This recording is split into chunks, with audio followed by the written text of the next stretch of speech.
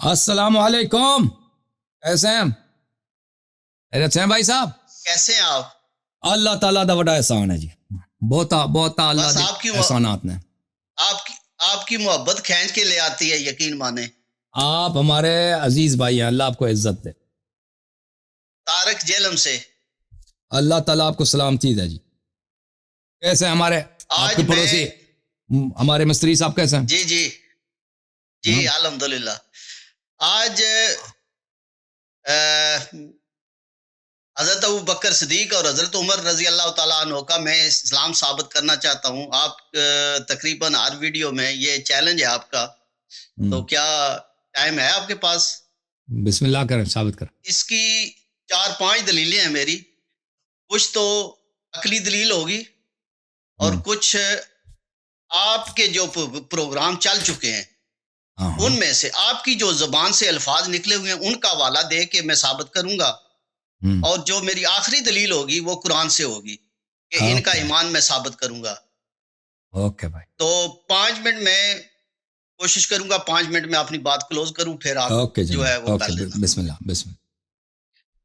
اللہ پاک سے میری دعا ہے کہ اللہ پاک مجھے سچ کہنے کی اور آپ کو سچ سننے کی توفیق دے اپنے حبیب کے صدقے۔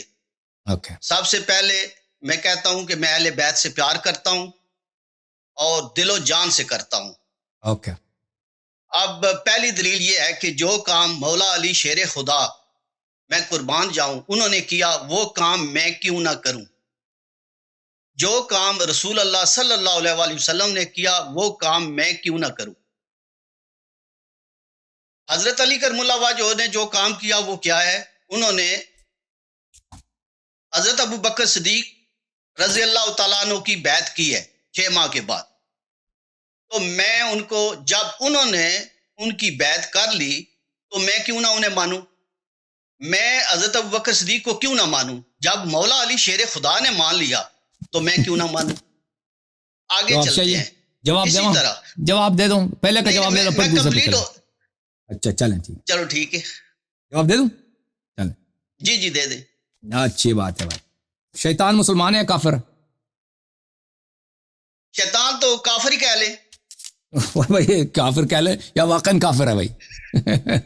شیطان سے بڑا کوئی کافر ہے؟ کام ہے شیطان کے، وہ تو کام تو کافروں والے ہیں۔ بھائی شیطان مومن ہے، شیطان نمازی حاجی ہے، صوفی ہے، مولوی ہے یا کافر ہے؟ شیطان وہ شیطان سنت پہ ہے، شیطان قرآن و سنت پہ ہے یا کفر کے راستے پہ ہے؟ کافر ہے؟ ایک بات گل دسو نا جی۔ نہیں، کفر کے راستے پر ہے نا جی۔ ہاں شیطان کافر ہے، کافر ہے، یہ صحیح مسلم ہے جناب۔ دیکھو جی، شیطان حاجی صاحب جو ہے نا، شیطان کو بیچ گئی، وہ شیعوں کے ڈر سے بھائی شیطان کو بھی کافر کہہ کے ڈر رہا ہے۔ چل صحیح مسلم بھائی، صحیح مسلم ہے جی، چاپ دار الفکر، کتاب چھپی ہے سن 2010 میں، صفحہ نمبر 941۔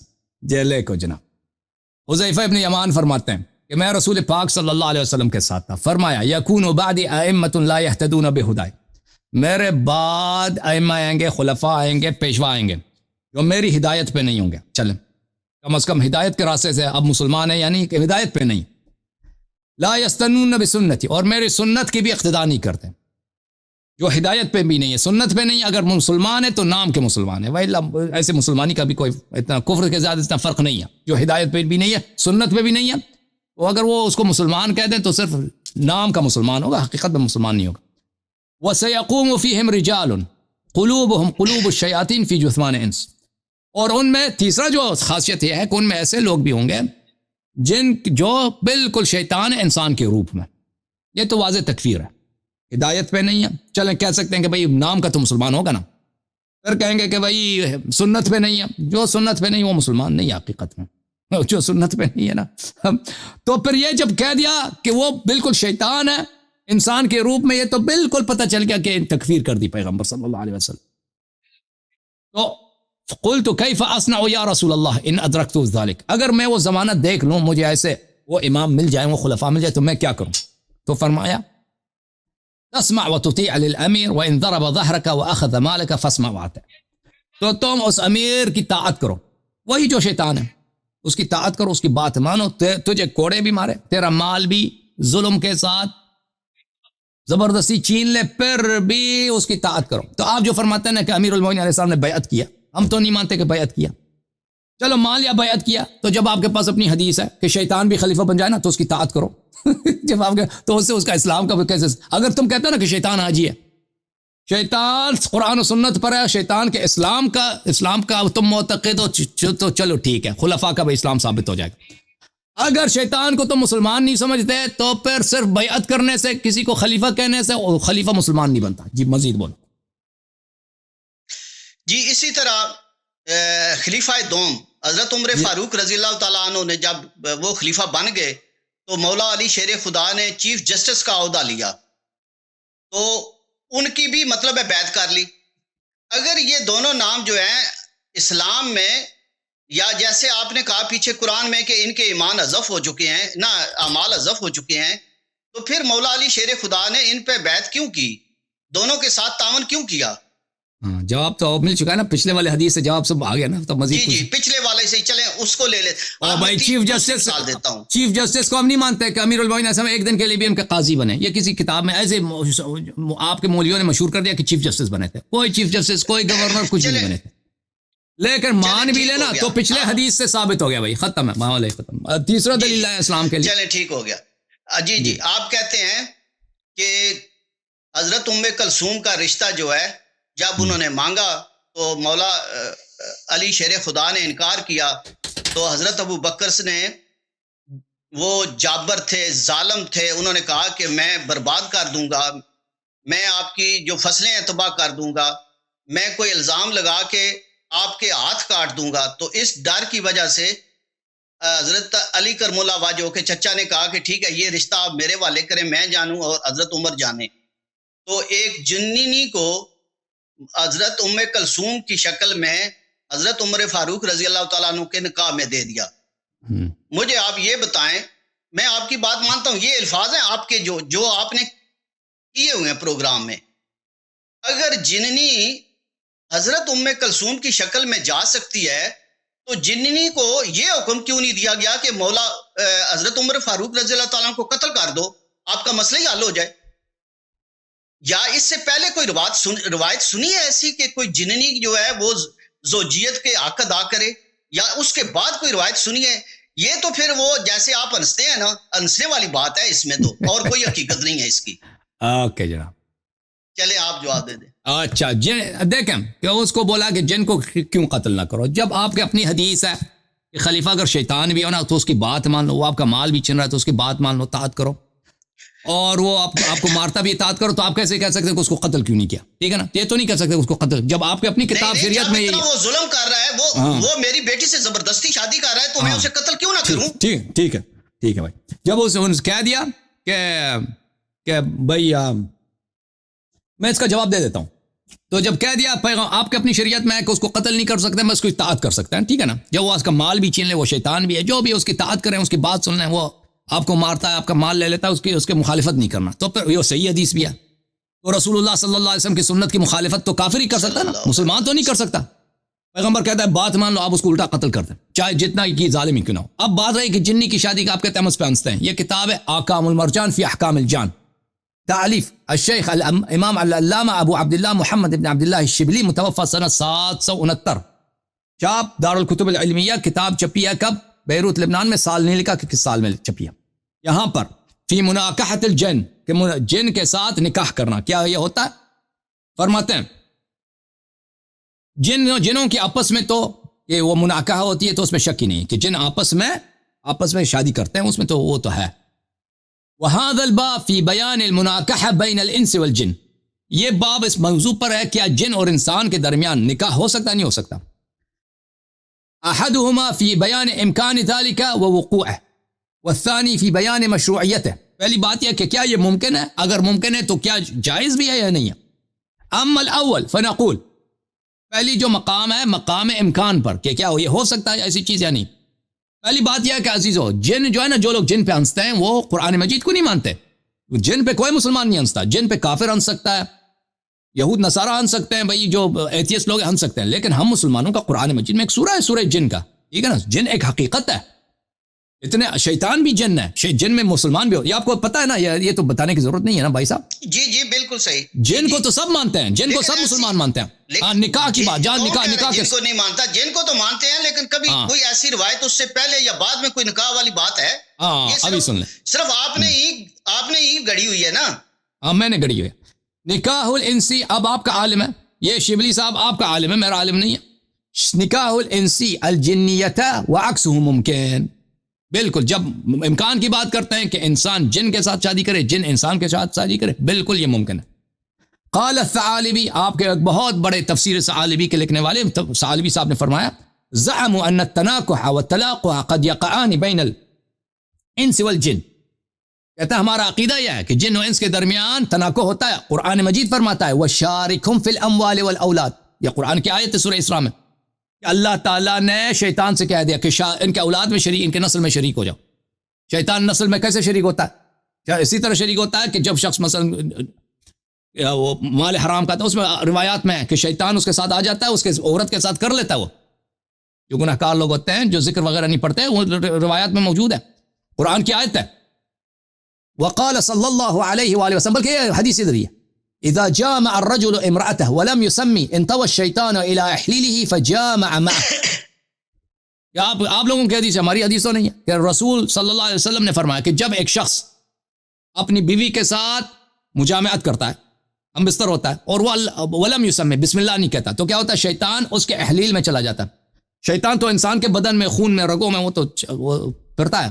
وہ کہاں جاتا ہے؟ وہ سیدھا چلا جاتا ہے اس کے جو جنسی جو حالت ہے، جو عضو ہے، مردانگی کی حالت ہے، شرمگاہ جو ہے آگے والا مرد کا، وہ اس میں چلا جاتا ہے، اور مرد کے ساتھ وہ بھی شروع ہو جاتا ہے، وہ بھی عورت سے فائدہ اٹھاتا ہے. اچھا، تو یہ امکان کی بات ہے. اچھا، یہ کتاب الجامع لاحکام القرآن تفسیر القرطبی، چاپ القاہرہ، مطبعۃ دار الکتب المصریہ، یہ جلد نمبر 10 ہے، تفسیر قرطبی. اور قرطبی صاحب بہت معروف محدث، محقق، مفسر، ہمارے مذہب کے نہیں، آپ کے مذہب کے ہیں. اس آیت کے ذیل میں وَشَارِكُمْ فِي الْأَمْوَالِ وَالْأَوْلَادِ، ان کے مالوں میں شیطان نے اللہ کو، معاف کیجیے، اللہ تعالیٰ نے شیطان کو اجازت دی ہے کہ ان کے نسل میں، یعنی گناہکاروں کے نسل میں اور ان کے اولاد میں اور ان کے مال میں شریک ہو جائے. بھلے اجعل لنفسک شرکۃ فی ذلک، یعنی تم اس میں شریک ہو جاؤ. اچھا، فرمایا وروی من حدیث عائشہ قالت، جناب عائشہ سے روایت ہے کہ انہوں نے فرمایا ہے کہ رسول اللہ صلی اللہ علیہ وسلم نے کہا، ان فیکم مغویین، ان فیکم مغویین، آپ میں گمراہ لوگ ہیں، گمراہ شدہ لوگ ہیں. ہم نے کہا کہ یا رسول اللہ وما المغویون، ہم نے پوچھا کہ یا رسول اللہ مغوی کون ہے، گمراہ شدہ لوگ کون ہیں؟ قال الذین یشترک فیہم الجن، فرمایا وہ لوگ ہیں جن کی نسل میں جن شریک ہو گئے. اچھا، قال الترمذی فللجن مسامات بن آدم فی الامور والاختلاط. حکیم ترمذی، وہ بھی بہت بڑا محدث بھی گزرا ہے جماعت مخالفین کے، وہ مختلف کتابیں اس کے ہیں، یہ غیر سنن ترمذی والا نہیں، اور ترمذی ہے. اس نے کہا کہ آدم، بنی آدم کے ساتھ جن کئی امور میں مکس ہو جاتا ہے، مختلط ہو جاتا ہے، مکس ہو جاتا ہے. فَمِنْهُمْ مَنْ يَتَزَوَّجُ فِيهِمْ، جن میں ایسے لوگ ہیں کہ بنی آدم میں آ کے وہ شادی کر لیتے ہیں. وَكَانَتْ بِلْقِيسُ مَلَكَةَ سَبَا أَحَدَ أَبَوَيْهَا مِنَ الْجِنِّ.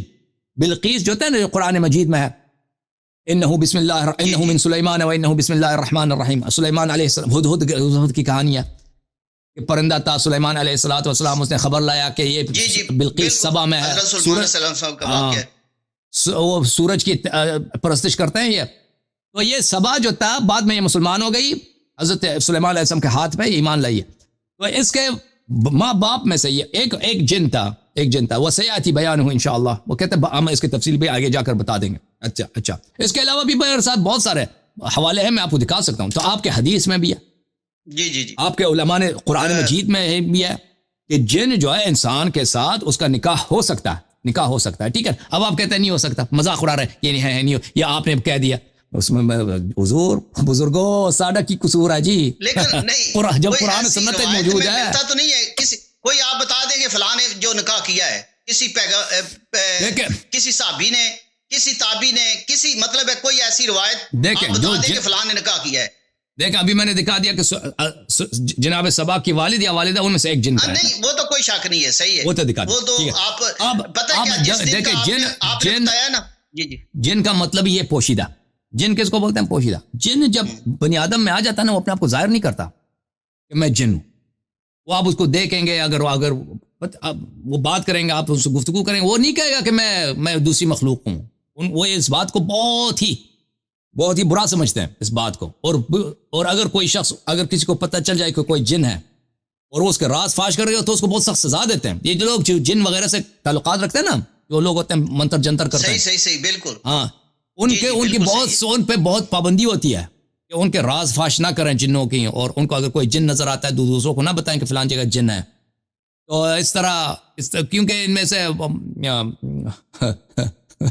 بہرحال ہمارے دیکھنے والوں میں بہت سارے لوگ ہوتے ہیں، ہر طرح کے لوگ ہوتے ہیں، تو ان سے پتہ چل جاتا ہے ایسے لوگ ہوتے ہیں نا، تو ان کا کام یہی ہوتا ہے. یعنی بہت محنت، یہ ایک فن ہے بھائی، اس میں محنت ریاضت کرتے ہیں وہ لوگ، اس میں ان کو بہت ساری باتوں کا پتہ چل جاتا ہے.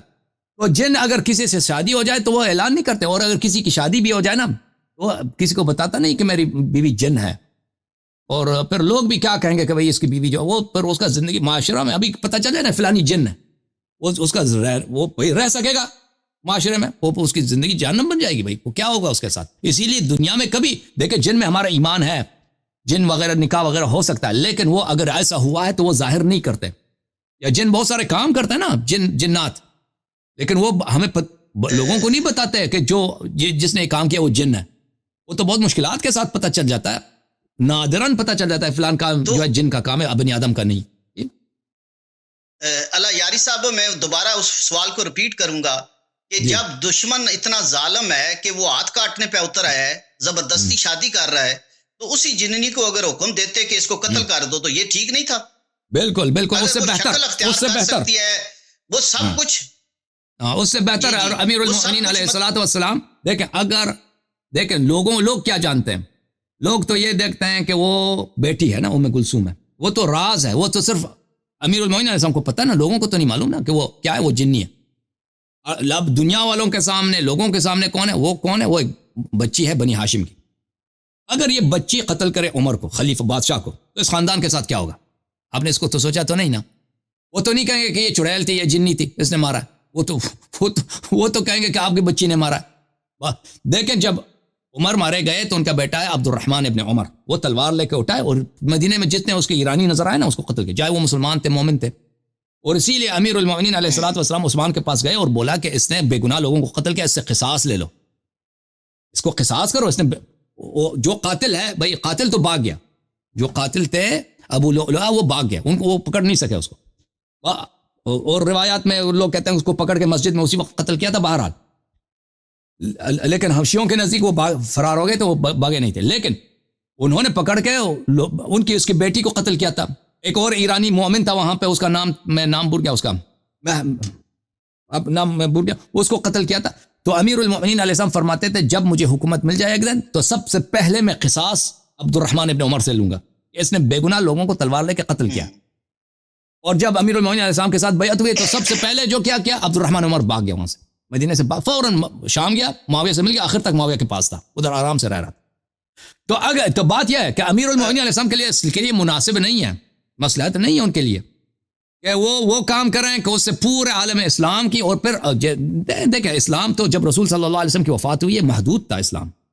مکہ مدینہ میں ابھی لوگ مسلمان ہوئے، مکے والے 2 سال پہلے، طائف وغیرہ کے لوگ، لیکن وہ بھی جدید الاسلام ہے، پرانے مسلمان نہیں ہیں، وہ اسلام میں ابھی اتنے پکے نہیں ہوئے.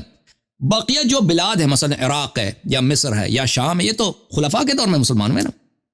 اب یہ اکثریت مسلمانوں کے کون سے ہیں؟ جو پیغمبر کو دیکھا بھی نہیں، جو خلفاء کے دور میں مسلمان ہوئے نا. یہ لوگ تو خلفاء کو تو اپنا ہیرو سمجھتے ہیں. اگر یہ ہو جائے نا کہ امیر المؤمنین علیہ السلام کی صاحبزادی نے بلا گناہ اپنے والد کے حکم سے خلیفہ صاحب کو قتل کیا، تو یہ تو ان کے لیے بہت بڑی مصیبت بن جاتی نا، ایک ایسا فتنہ بن جاتا تو اس کے عواقب کیا ہوتے اللہ ہی جانتا. تو سب سے بہترین کام جو امیر المؤمنین علیہ السلام نے کیا ہے نا کہ ابو لؤلؤہ کو یوز کیا. ابو لؤلؤہ، میں آپ کی اس دلیل کو، ابو لؤلؤہ کو فرمایا، ابو لؤلؤہ نے عرض کیا کہ مولا میں اس کو ماروں، فرمایا مار دو. روایات میں ملتا ہے، غیر مشہور غیر معروف روایات میں، بعض کتب میں بہت پہلے میں نے دیکھا تھا کہ امام علیہ السلام نے فرمایا کہ اس کو مار دو تو کوئی حرج نہیں. تو پھر ان مولا کے حکم سے اس نے مار دیا اس کو. جی آپ نے زبردست کہا کہ یہ تو جب ام کلثوم کی شکل میں اگر وہ قتل کرتی تو یہ تو ظلم تھا نا کہ وہ آپس میں اختلافات شروع ہو جاتے، لیکن ان کی شکل میں نہیں، ویسے جنی کو حکم دے دیتے، جب جنی وہ شکل اختیار کر سکتی ہے تو جننی جو ہے کسی مرد کے روپ میں کسی اور روپ میں جا کے انہیں قتل کر دیتی. چلیں چھوڑیں اس کو، آگے چلتے ہیں. یہ سنت نہیں ہے بھائی، پتہ کہ پیغمبر بھی یہ کر سکتے نا. پیغمبر بھی ابو سفیان کے ساتھ مثلا جب مقابلہ ہوا جنگ بدر میں جنات کے لشکر لے کر یہ کوئی مشکل تھوڑی تھا. یا مثلا غزوہ بدر میں فلان جگہ پہ جہاں بھی کوئی پرابلم ہے جنات کے لشکر، ان کے جن تو مسلمان ہوئے تھے نا، پیغمبر نے بھی یہ کبھی نہیں کیا کہ جنات کا لشکر لے کر. جی اللہ یاری صاحب آگے چلتے ہیں کہ جس آدمی کو اتنا ظالم، اتنا وہ آپ کہہ رہے ہیں کہ شیعہ علماء سے میں یہ کوٹ کر رہا ہوں، شیعہ علماء سے اگر کہیں گے تو کبھی میں ویڈیو آپ کو سینڈ کر دوں گا کہ امام حسین علیہ السلام نے حضرت عمر رضی اللہ تعالیٰ عنہ کو کہا کہ یہ ممبر جو ہے میرے نانا کا ہے، آپ نیچے اتریں. اور جو اتنا ظالم جابر پتہ نہیں کیا کیا، وہ واقعی جابر تھے. یہ بھی بات بتاؤ، میں بھی تصدیق کرتا ہوں کہ حضرت عمر رضی اللہ تعالیٰ عنہ بہت غصے والے تھے، بہت جلال والے تھے. تو انہوں نے کوئی امام حسین علیہ السلام کی بات کا غصہ نہیں کیا، وہ نیچے اتر آئے. انہوں نے کہا کہ بیٹے یہ آپ کے نانا کا ممبر ہے، آپ کا حق ہے. یہ شیعہ علماء کوٹ کر رہے ہیں اس بات کو. تو جس آدمی کو آپ اتنا ظالم کہہ رہے ہیں وہ تو یہاں پر تو کوئی ظلم نہیں دکھا رہا، وہ تو شفقت اور محبت دکھا رہا ہے. دیکھیں وہ دیکھیں ایک دو دنیا داری ہوتی ہے نا، دنیا کے لیے آپ خلافت لے لیں، دو فدق لے لیں، یہ ایک کام ہے. ایک بیوقوفی ہوتا ہے. اگر دیکھیں جب ان سے امام حسین علیہ السلام، سب لوگ جانتے ہیں کہ امام حسین علیہ السلام سب صحابہ ہیں نا اس زمانے میں، مسجد وغیرہ میں وہ اکثر صحابہ کی ہے. جی ابھی مثلا فرض کریں یہ 5 سال پہلے پیغمبر کی وفات ہے، یا 8 سال پہلے، یا 2 سال 3 سال پہلے پیغمبر صلی اللہ علیہ وسلم وفات ہوئے، تو سب لوگ تو جانتے ہیں کہ پیغمبر کون تھے. جی بالکل. مدینہ والے تو سب مہاجرین انصار ہیں، وہ جانتے ہیں کہ رسول اللہ صلی اللہ علیہ وسلم امام حسین علیہ السلام سے کتنی محبت کرتے صلی اللہ علیہ وسلم، کتنے اپنے کندھوں سے حمل کرتے تھے، جنت کے سردار ہے، چومتے تھے اور کہتے تھے کہ جو ان سے محبت کرے وہ جنتی ہے، میرے ساتھ مشہور ہوگا. تو یہ صحابہ تو بڑی عزت کرتے تھے امام حسین علیہ السلام کی. اب اگر دیکھیں یہ تو نہایت بیوقوفی ہوتی نا کہ عمر اٹھ کے ان کو مار دیتا، تھپڑ مار دیتا نا. دیکھیں خلیفہ ہے، ظالم ہے، لیکن بیوقوف نہیں ہے. وہ ایسے کارنر میں پھنس گیا نا، وہ غصہ کا اظہار کرے تو اس کی اپنی حکومت کے لیے بہت ہی نقصان دہ.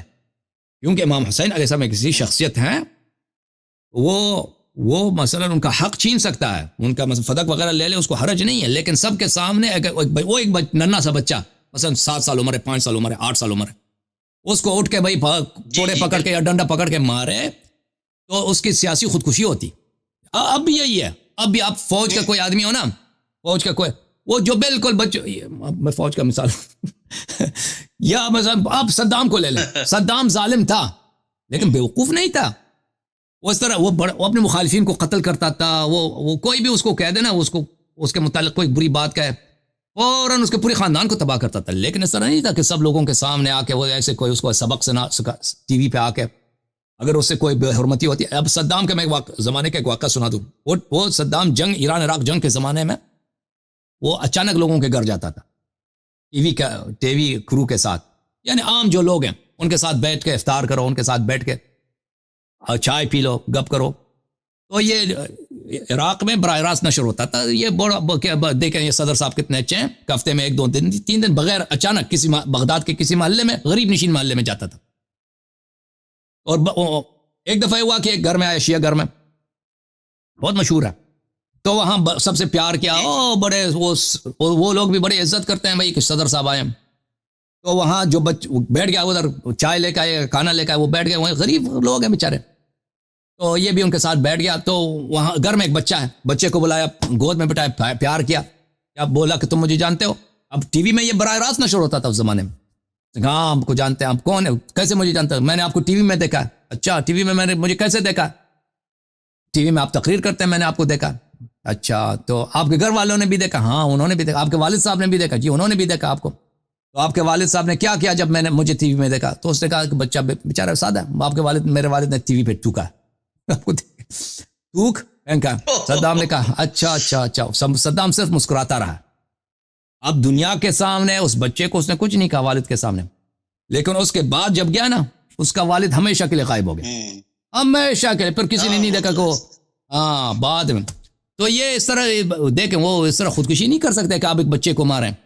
اور امام حسین علیہ السلام کو اگر وہ مارتا نا اگر مارتا تو آپ کیا کہتے ہیں کہ ابھی سب لوگ لعنت کرتے ہیں, سب لوگ کہتے ہیں کہ یہ بھی کتنا اس کے یعنی امام حسین علیہ السلام نے جو کہا نا عمر کے لیے کوئی راستہ بچا ہی نہیں ہے سوائے یہی کہہ دے کہ ممبر سے اتر جائے کہ جی یہ آپ کے نانا کا ہے, اور کچھ نہیں تھا اس کے پاس, کچھ نہیں کر سکتا تھا. اور اگر کچھ اور کرتا نا سیاسی طور پہ آپ کا کہنا سیاسی طور پہ انہوں نے یہ کہا ہے ہاں اس کے مفاد میں نہیں تھا. جی ہاں جی دلیل نمبر 3 کی طرف جاتے ہیں کہ آپ نے کہا کہ جب انہوں نے پیٹھ دکھائی تو قرآن میں جو آیت آپ کہتے ہیں, لیکن ہمارے تو وہ کافی دفعہ کہہ چکے ہیں کہ صرف حضرت عمر یا حضرت ابو بکر یا صرف یہی تو نہیں تھے نا, اور بھی تو صحابہ تھے جنہوں نے پیٹھ پھیری یا سب کچھ کیا, لیکن ان کسی کا نام نہیں ہے. آپ ان دونوں شخصیات کو سامنے رکھا ہوا ہے, تو میری گزارش ہے کہ چلیں وہ دوسرے دن, ہمارا ماننا یہ بھی ہے کہ ان کے اللہ پاک نے انہیں معاف کیا اور دوسرے دن وہ جنگ پر گئے. چلیں ہم مان لیتے ہیں, آپ کی بات کو مان کے چلوں گا کہ ٹھیک ہے ان کے جو اعمال ہیں حذف ہو گئے. جب اعمال حذف ہو گئے تو پھر سورت حجرات میں حضور پاک صلی اللہ علیہ وسلم کے پاس وہ دوبارہ اللہ تعالیٰ کو کیوں کہنا پڑا کہ جو ہے ان کے اعمال حذف ہو گئے ہیں, جب اللہ تعالیٰ ایک دفعہ انہیں کہہ چکا ہے. اور دوسرا یہ ہے کہ وہ حضور پاک صلی اللہ علیہ وسلم کے پاس پھر وہ کیا لینے آئے ہیں, جب اللہ تعالیٰ نے انہیں کہا کہ ان کے اعمال حذف ہو چکے ہیں تو حضور پاک صلی اللہ علیہ وسلم نے انہیں کیوں اپنے پاس بٹھایا؟ یہ مختلف سوالات ہیں, ایک سوال تو نہیں, آپ نے کئی سوالات کیا. پہلی بات یہ ہے کہ اللہ تعالیٰ نے انہیں معاف کیا ہے. بھائی یہ معافی جو ہے نا اس طرح معافی جو آپ سمجھتے ہیں کہ اللہ نے ان کے گناہ بخش دیے, یہ نہیں ہے. کیونکہ قرآن مجید میں آیا ہے انما التوبۃ علی اللہ للذین یعملون السوء بجہالۃ ثم یتوبون عن قریب فاولئک یتوب اللہ علیہم. توبہ صرف ان لوگوں کی ہے جو کوئی عمل غلطی سے کرتے ہیں اور فوراً توبہ کرتے ہیں, تو ان لوگوں کو اللہ بخشتا ہے. یہ ایک قسم کا توبہ ہے, بخشش طلب کرتا ہے انسان, اللہ بخش دیتا ہے. ایک قسم کا توبہ ہے جو انسان بخشش نہیں کرتا, اللہ نے قرآن میں کہتا ہے میں نے عفو کر دی. یہ جو دوسری قسم کی عفو ہے نا, یہ اس کا مطلب بخشش نہیں, اس کا مطلب ہے عدم استعجال عقاب. اس پہ ابھی عذاب نازل نہیں ہوگا, اس کا بھی ٹائم دیں گے. یہ قرآن مجید میں بہت زیادہ ہے. مثلا بنی اسرائیل میں آپ کو اگر مجھے مل جائے آیا میں آپ کو دکھا دوں. مبارک مائدہ میں یہ آیات ملاحظہ فرمائیے, یہ قرآن مجید کی تفسیر ہے, تفسیر السمرقندی بحر العلوم, محمد ابن احمد ابو لیث سمرقندی کی تفسیر ہے, جزء اول, چھاپ دارالفکر, سنہ 2010 میں چھپی. اور یہ کوئی شیعہ تفسیر نہیں ہے کہ ہم شیعہ تفسیر دکھا رہے ہیں. اچھا یہ آیات جو ہے سورہ مائدہ دیکھ رہے ہیں, یہ آیہ نمبر 12-13 جو ہے یہ بنی اسرائیل کے متعلق ہے. اچھا بنی اسرائیل کیسے لوگ ہیں؟ میرے عزیز لوگ, فبما نقضهم میثاقهم, انہوں نے اپنی میثاق کو نقض کیا, لعناہم, ہم نے ان کو لعنت کی, وجعلنا قلوبهم قاسیہ, اور ہم نے ان کے کیا کیا, ان کے دلوں کو سخت بنایا. اچھا ہم نے ان کو لعنت کیا ہے اور ان کے دلوں کو سخت بنایا.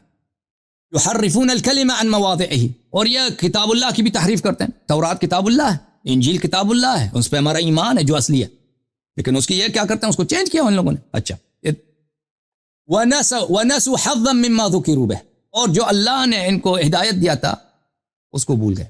اللہ کی جانب سے جو شریعت, جو ہدایت, جو تقوی پرہیزگاری کے جو احکام تھے, یہ لوگ بھول گئے, اس کو چھوڑ دیا ان لوگوں نے. وَلَا تَزَالُ تَطَّلِعُ عَلَى خَائِنَةٍ مِّنْهُمْ, اور اے نبی صلی اللہ علیہ وسلم تو ہمیشہ ان سے غداری دیکھتا ہے, غداری. الا قلیلا منہم, مگر کم لوگ. فاعف عنہم واصفح, ان کو معاف کرو. اللہ تو نے لعنت کیا, نبی صلی اللہ علیہ وسلم کو درگزر کریں. واصفح, ان کو معافی دیں اور ان کے درگزر کریں. ان اللہ یحب المحسنین, اللہ محسنین کو پسند کرتا ہے. ملاحظہ فرمائیے اس کی شرح میں کیا فرماتے ہیں, یعنی لا تزال تطلع على خائنة منهم, لا يزال تظهر لكم منهم الخيانة ونقض العهد, ہمیشہ یہ خیانت, غداری اور نقض عہد کرتے ہیں آپ سے.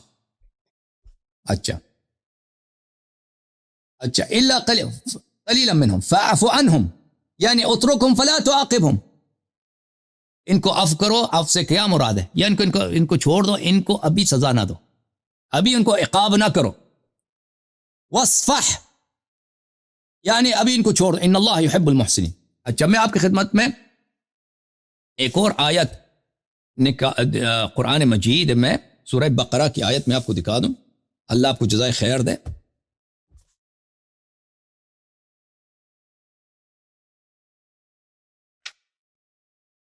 ملاحظہ فرمائیے, یہی بنی اسرائیل جن کو کہا کہ اللہ نے فرمایا ان کو لعنت کی.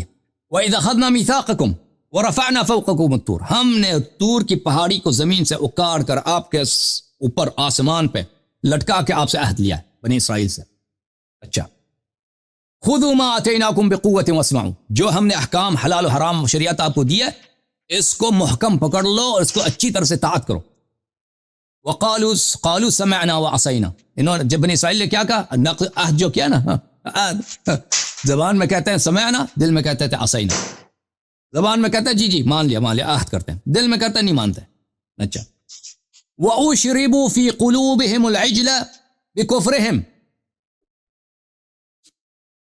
اور ان کے دلوں میں کیا ہے, ان کے دلوں میں ابھی تک وہ بچڑا, سامری نے جو بچڑا بنا کے دیا تھا نا, ابھی تک اس کی محبت, ابھی تک ابھی تک. اب وہ اس کا سامری جو ہلاک ہو گیا, خود سب کچھ عذاب آ گئی, اس کے باوجود ابھی تک اتنے معجزات, ابھی طور کی پہاڑی بھی ان کے اوپر کھڑا کر دیا نا, دل میں زبان میں موسیٰ علیہ السلام سے کہہ رہے ہیں کہ جی جی ہم عہد کر رہے ہیں, دل میں کہتے ہیں نہیں مانتے. دل میں کس کی محبت ہے, ابھی اس بچڑے کی محبت ہے.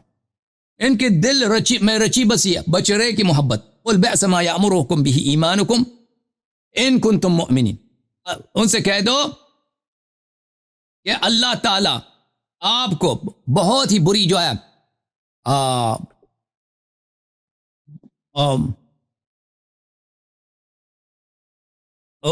اللہ تعالیٰ آپ کو کیا کر رہا ہے, یہ جو آپ کا ایمان اگر یہی ہے تو یہ بہت, آپ کا ایمان آپ کو بہت ہی برا حکم دے رہا ہے اگر آپ مومن ہیں. اچھا, تو اس کے باوجود قرآن مجید نے بار بار کہا کہ ہم نے ان کو عفو کیا, یہ اور رسول صلی اللہ علیہ وسلم سے فرمایا کہ ان کو عفو کرو. ان کے حالانکہ ان کا یہ دشمنی کی حالت ہے. یہ عفو جو آپ کہہ رہے ہیں نا صحابہ کو عفو ہوا, یہ وہ عفو نہیں ہے جو احد سے بھاگنے والی کی جو کہانی ہے, اس میں وہ عفو نہیں ہے کہ توبہ کے بعد ان لوگوں نے کسی کتاب میں نہیں کہ ان لوگوں نے توبہ کیا بھاگنے سے. انما التوبۃ علی اللہ للذین یعملون السوء بجہالۃ ثم یتوبون من قریب, یہ توبہ کریں, روئیں, پھر اس کام کو دوبارہ انجام نہ دیں تو اللہ اس کو مانتا ہے. تو یہ تو صحابہ کے لیے نہیں. عرض یہ ہے کہ آپ کی خدمت میں قرآن مجید میں یہ ہے کہ جو جنگ سے بھاگتا ہے اللہ کا وعدہ ہے کہ اللہ اس کا حساب لے گا, اللہ اس کو عذاب دے گا. ملاحظہ فرمائیے, یا ایھا الذین آمنوا اذا لقیتم الذین کفروا زحفا فلا تولوہم الادبار, اے ایمان والو جب کفار سے میدان جنگ میں آمنے سامنے ہو تو ان کے سامنے اپنا پشت نہ کرو. ومن یولہم یومئذ دبرہ, اور جو ان کی طرف پشت کرتا ہے فقد باء بغضب من اللہ ومأواہ جہنم, وہ اللہ کے غضب کا خریدار ہوتا ہے اور کیا ہوتا ہے, اس کی ٹھکانہ جہنم ہے. وہ بئس المصیر, اللہ کا وعدہ ہے, وہ اللہ کا وعدہ. اور بھی آیات ہے قرآن مجید میں, ٹھیک ہے نا. اب میں آپ کو ایک مفسر ہیں, ان کے بڑے اچھے جملے ہیں, میں آپ کو دکھا دیتا ہوں. یہ کتاب تفسیر القشیری المسمى لطائف الاشارات, بھلے تالیف ابو القاسم عبد الکریم ابن حوازن ابن عبد الملک القشیری النیشابوری الشافعی, متوفی سنہ 425. یہ جزء اول ہے, چاپ دار الکتب العلمیہ. یہاں پہ میں آپ کو لے کے چلتا ہوں اس کتاب میں, اللہ آپ کو بھلا کرے, صفحہ نمبر 46 میں, صفحہ نمبر 40 میں اس مصنف کے اور اس محقق کے جملے آپ دیکھ رہے ہیں. یہ فرمایا کہ بنی اسرائیل نے یہ سب کچھ کیا نا, غدار ہیں, فلان ہے, انہوں نے موسیٰ علیہ السلام کو تنگ کیا, ارنا اللہ جہرتان اخذتکم الصاعقہ, سب یہ جتنے بنی اسرائیل کی تو بہت کہانیاں قرآن میں. اچھا, ثم عفونا عنکم من بعد ذلك, اللہ نے فرمایا کہ میں نے تجھے عفو کر دیا بنی اسرائیل سے. فرمایا السرعة العفو على عظیم الجرم تدل على حقارة قدرة المعفو عنه يشهد لذلك قوله تعالی. یہ جو ہے کہ اللہ تعالیٰ نے کہا کہ یہ عفو کیا ہے, اس کا مطلب یہ نہیں ہے کہ اللہ تعالیٰ بنی اسرائیل میں اسے روز قیامت حساب نہیں لے گا. تم نے بچڑے کی پرستش کی وغیرہ, تیرے دل میں بچڑے کی محبت ہے. یہ سرعت العفو, اس کا مطلب یہ ہے ان کی حقارت کی دلیل ہے, بنی اسرائیل کی حقارت کی دلیل ہے کہ ابھی اللہ تعالیٰ یہ اس لائق نہیں کہ اللہ تعالیٰ ان پہ ابھی فوراً عذاب نازل کرے. اچھا, تو آپ نے جو کہا کہ صحابہ کی بخشش ہوئی ہے, صحابہ کی بخشش اگر آپ کسی کتاب میں دکھائیں کہ قرآن جو شرط بتا رہا ہے بخشش کی, ایک بخشش ہے عدم استعجال عذاب, اس کا عذاب آخرت میں ہوگا, جو بنی اسرائیل والی عفو ہے. ایک عفو ہے جو قبول توبہ ہے, اللہ توبہ قبول کرتا ہے. یہ دو مختلف ہیں. قبول توبہ والی جو ہے وہ توبہ کے بعد ہوتی ہے, بخشش طلب کرنے کے بعد. اگر آپ کہتے ہیں صحابہ کا حساب اس طرح ہے, وہ کسی کتاب میں ہمیں دکھائیں کہ صحابہ نے جنگوں سے بھاگ کے انہوں نے توبہ کی. کسی صحابی کے لیے نہیں, ٹھیک ہے نا. ان لوگوں کو شرم ہی نہیں تھا, جنگ سے بھاگ گئے, کسی کے لیے نہیں ہے. اچھا, تو بچا کیا؟ بچا یہ کہ اللہ تعالیٰ نے واضح طور پہ صحابہ سے خطاب کیا کہ جو جنگ سے بھاگ جاتا ہے بھلے اس کی جگہ جہنم کا ٹھکانہ. اللہ نے وعدہ دے دیا. اللہ نے جب وعدہ دے دیا تو پتہ چلا یہ جو عفو ہے, ثم عفونا عنکم, یہ عفو وہی بنی اسرائیل والی عفو ہے.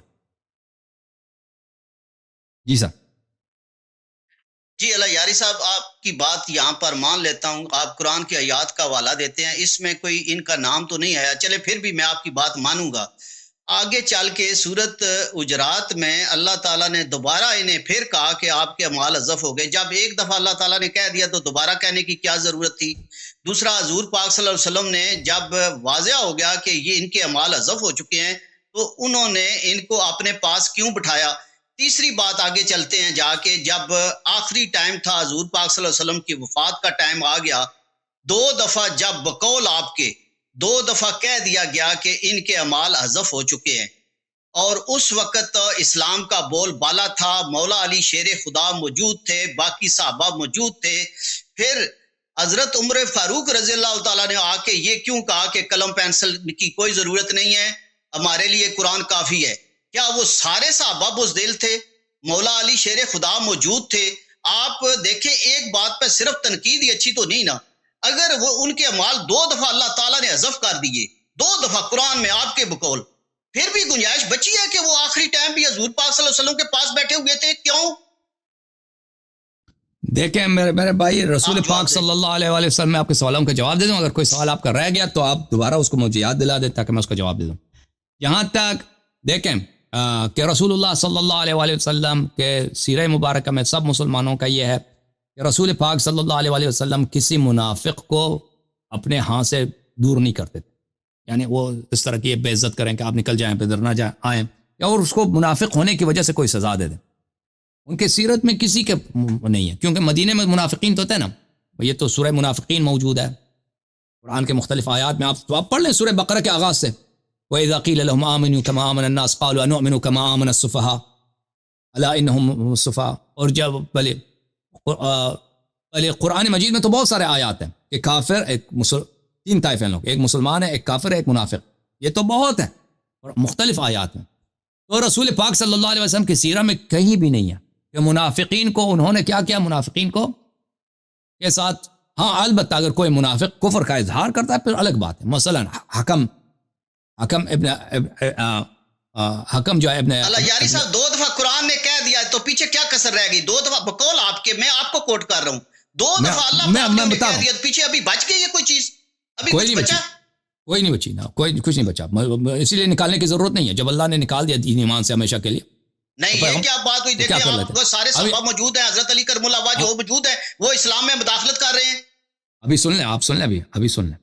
دیکھیں رسول اللہ صلی اللہ علیہ وسلم الحکم ابن ابی العاص کو اس لیے مدینے سے نکال دیا کیونکہ ان کو اس حالت میں پکڑا گیا کہ وہ رسول پاک صلی اللہ علیہ وسلم کو مذاق اڑا رہے تھے. کہ وہ کیا کر رہا تھا, وہ پیغمبر صلی اللہ علیہ وسلم کے پیچھے چل کے وہ چپکلی کا جو شکل ہوتا ہے نا, یہ بناتا تھا. تو رسول پاک صلی اللہ علیہ وسلم نے ایک دفعہ پیچھے دیکھا کہ اسی طرح شکل بنا رہا ہے, مذاق اڑا رہا ہے پیغمبر. تو پیغمبر نے فرمایا کہ کن وزغن, تو چپکلی رہے. پھر وہ آخر زندگی تک اس کی شکل اسی طرح رہی. سرکار انبیاء صلی اللہ علیہ وسلم کے اعجاز کی وجہ سے, اس کے معجزات میں سے ان کی شکل اسی طرح. پھر ان کو طائف نکال دیا, اس کو ایک سزا دیا تھا. اس لیے باقی لوگوں کوئی منافق نہیں. مثلا سورہ منافقین کس کی مذمت میں نازل ہوئی؟ اذا جاءك المنافقون قالوا ان نشهد انك لرسول الله والله يعلم انك لرسول والله يشهد ان المنافقين لكاذبون يقولون لئن رجعنا الى المدينه ليخرجن العز منه الاذل. بہرحال کہ نبی صلی اللہ علیہ وسلم کو گالی دیتا ہے کہ یہ نستجیر باللہ, یہ ذلیل ترین شخص ہے, ہم ذلیل ترین شخص کو, ہم عزیز ترین ہیں, عزیز ترین ذلیل ترین کو مدینے سے نکال دے گا. یہ کون تھا اس کا کہنے والا؟ عبداللہ ابن ابی ابن سلول. رسول اللہ صلی اللہ علیہ وسلم نے اس کو ساتھ مسجد میں آنے سے منع نہیں کیا, اس کو ساتھ آنے سے وہ جب جنگوں پہ جاتے تھے اس کو بلاتے تھے, جنگوں میں کبھی آتا تھا کبھی نہیں آتا تھا. ٹھیک ہے نا. تو اس طرح نہیں ہوا کہ رسول اللہ صلی اللہ علیہ وسلم نے ان کے ساتھ حسن معاشرت, حسن سیرت اور حسن خلق کو کبھی چھوڑا ہو. تو اب دیکھیں مسلمانوں کا کسی کا بھی اس مسئلے پہ کسی کا اختلاف نہیں ہے کہ جب سورہ منافقون نازل ہوئی ہے تو اب عبداللہ ابن ابی کے لیے کچھ نہیں بچا، کچھ نہیں بچا جب پورا سورہ نازل ہوتا ہے. اس کے علاوہ بھی موجود جو سورہ توبہ میں بہت سارے آیات ہیں وہ بھی اسی میں عبداللہ ابن ابی کا ہاتھ ہے، تو کچھ نہیں بچا. تو اس کے باوجود آخر میں اس کی وفات ہوئی ہے، پیغمبر صلی اللہ علیہ وسلم نے خود نماز پڑھائی. عرض یہ ہے کہ پیغمبر صلی اللہ علیہ وسلم پکے منافق، وہ منافق جو واقعا دل میں کافر تھے. ایک تو منافق ہے نا، منافق ایک بندہ جھوٹ بولتا ہے، وعدہ دیتا ہے، وہ میں آپ کو وعدہ دیتا ہوں پھر میں عمل نہیں کرتا نا، یا آپ نے مجھے پیسے دے دی، میں نے پیسے میں کچھ گڑبڑ کر دی، لیکن میں خدا رسول صلی اللہ علیہ وسلم کا کلمہ گو ہوں، میں کافر نہیں ہوں. لیکن یہ منافق کی علامت ہے کہ مثلا جو وعدہ دیتا ہے جھوٹ بولتا ہے، وعدہ خلافی کرتا ہے. لیکن ایک وہ منافق ہے جو بالکل کافر ہے، کہ لا الہ الا اللہ محمد رسول اللہ صلی اللہ علیہ وسلم، جھوٹ سے بولتا ہے نا. عبداللہ ابن ابی تو اس طائفے میں سے تھا. ہاں اس طائف رسول اللہ صلی اللہ علیہ وسلم نے ان کے ساتھ مسلمانوں جیسا برتاؤ کیا آخر تک، ان کو نہیں ہٹایا. تو آپ کہتے ہیں کہ ابو بکر کے ساتھ مثلا ان کو کیوں نہیں نکالا یا کوئی کچھ نہیں کرتا؟ جب یہ دو آپ جب خود کہہ رہے ہیں کہ یہ آیات نازل ہوئی تو کچھ نہیں بچا، سب حجت تمام ہو گئی ہے. رسول اللہ صلی اللہ علیہ وسلم کو اس سے زیادہ اس کرنے کی ضرورت نہیں ہے کہ بھائی اگر ایک شخص چیختا ہے، پکارتا ہے یا جنگ سے بھاگ جاتا ہے، جب قرآن کی آیت نازل ہو جاتی ہے کہ جو جنگ سے بھاگ جاتا ہے وہ جہنمی ہے، تو اس کو مزید سزا دینے کی سزا ہو گئی، بس ختم ہے. یا کوئی شخص بے حرمتی کرتا ہے، پیغمبر کی سورہ نازل ہو جاتا ہے اس کی مذمت میں، وہ کافی ہے. اچھا اب یہ بات جو آپ نے اللہ یاری صاحب آپ نے حدیث قرطاس کے متعلق کی ہے، جی اللہ یاری صاحب بات سمجھنے کی کوشش کریں. جب 2 دفعہ اللہ پاک نے کہا کہ ان کے اعمال حذف ہو چکے ہیں، تو جب وہ اس محفل میں گئے، حضور پاک صلی اللہ علیہ وسلم کا آخری ٹائم تھا، سارے صحابہ موجود تھے، حضرت علی کرم اللہ وجہ موجود تھے. جب انہیں پتہ چل گیا کہ اللہ پاک نے ان کے اعمال حذف کر دیے ہیں، یہ ایمان سے فارغ ہو گئے ہیں، تو انہیں آخری ٹائم پہ حضور پاک صلی اللہ علیہ وسلم کے پاس کیوں بیٹھنے دیا؟ یہ سارے صحابہ اتنے کمزور تھے کہ اللہ تعالیٰ 2 دفعہ کہہ چکے ہیں، اور مولا علی شیر خدا پاس بیٹھے ہوئے ہیں، باقی صحابہ بیٹھے ہوئے ہیں، وہ کوئی نہیں بول رہے. اور حضرت عمر فاروق رضی اللہ تعالیٰ کہہ رہے ہیں کہ قلم پینسل کی ضرورت نہیں ہے، ہمارے لیے قرآن کافی ہے. آپ بات کو سمجھیں، صرف تنقید کرنا ٹھیک نہیں ہے. آپ دیکھیں امت مسلمہ حضور پاک صلی اللہ علیہ وسلم کی امت کو آپ اختلافات ختم کریں، آپ شیعہ سنی بھائی بھائی بنیں، جو چند چیزیں ہیں ان کو آپ مانیں تو بہتر رہے گا. 1400 سال ہو گئے ہیں، پہلے بھی اختلافات چل رہے ہیں، آگے بھی چلتے رہیں گے. یہاں پر کچھ بچا نہیں ہے. جب 2 دفعہ قرآن میں آپ نے کہا کہ ان کے اعمال حذف ہو گئے ہیں، پھر آخری ٹائم پہ وہ وہاں پر کیا لینے گئے؟ اگر گئے بھی تو مولا علی شیر خدا نے کیوں نہیں کہا کہ جی آپ رہنے دیں، میں جانوں، میرا کام جانے، کہ میرے وہ سسر بھی ہیں، وہ ان کے دوست بھی ہیں، وہ چچا زاد بھائی بھی ہیں. تو جب کلیئر کٹ پتا ہے کہ ان کے اعمال قرآن میں حذف ہو چکے ہیں، تو پھر بھی ان کی بات چلی، مولا علی شیر خدا اپنے پاس خاموش بیٹھے رہے. یہ کوئی بات ہضم نہیں ہوتی. آپ جواب دیں. اچھی بات ہے. دیکھیں میرے بھائی، میں آپ کو میں نے جواب دے دیا، لیکن آپ کو سمجھ نہیں ہے، میں دوبارہ جواب دے دیتا ہوں، ٹھیک ہے؟ یہ صحیح بخاری ہے، چاپ دار احیاء تراث العربی سنہ 2001 میں چھپی ہے. یہاں پہ صفحہ نمبر 897 میں ملاحظہ فرمائی. یہ کتاب التفسیر ہے، کتاب التفسیر ہے. اچھا، کتاب التفسیر میں تفسیر سورہ منافقین ہے، تفسیر سورہ منافقین ہے. ہاں سوا نہیں معلوم تفسیر سورہ کون سی سورہ ہے. اچھا بہرحال تفسیر سورہ منافقین ہے. وَإِذَا رَأَيْتَهُمْ تُعْجِبُكَ أَجْسَامُهُمْ وَيَقُولُوا تَسْمَعُ لِقَوْلِهِمْ. یہ سب آیات عبداللہ ابن ابی کے لیے یہاں پہ لکھی ہے. اس میں سے آیات میں سے ایک ہے، میں 1 منٹ میں، بلکہ اس میں سے بہتر مناسب تر یہ ہے، تفسیر سورہ منافقین میں آیہ نمبر 8، يَقُولُونَ لَئِن رَجَعْنَا إِلَى الْمَدِينَةِ. یہ قرآن کی آیت ہے، سورہ منافقین کی آیت. منافق کہتے ہیں کہ جب ہم مدینہ پہنچ جائیں، لَيُخْرِجَنَّ الْعَزُّ مِنْهَا الْأَذَلَّ، عزیز ترین ذلیل ترین کو مدینے سے باہر نکال کے پھینک دے گا. وَلِلَّهِ الْعِزَّةُ، عزت اللہ کے لیے، رسول صلی اللہ علیہ وسلم کے لیے اور مؤمنین کے لیے. وَلَكِنَّ الْمُنَافِقِينَ لَا يَعْلَمُونَ، لیکن منافقین نہیں جانتے کہ عزیز کون ہے واقعا، کیونکہ وہ قوم قبیلے والا ہے، قبیلہ اس کا بڑا ہے، وہ اپنے آپ کو عزیز سمجھتا ہے. اچھا، یہاں پہ جو روایت ہے 4907، صحابی کون ہے؟ صحابی ہے عبداللہ ابن ابی ابن سلول، منافقین کا جو سردار ہے. وہاں پہ ایک لڑائی ہوئی ہے صحابہ کے درمیان. اس نے کہا کہ واللہ لئن رجعنا الى المدینة لیخرجن العز منها الاذل. اس نے کہا کہ رسول اللہ صلی اللہ علیہ وسلم کے متعلق کہ میں عزیز ترین ہوں، نستجیر باللہ، وہ نستجیر باللہ ذلیل ترین ہے، مدینہ پہنچ کے ہم ان کو نکال دیں گے، اس طرح گالی دیا.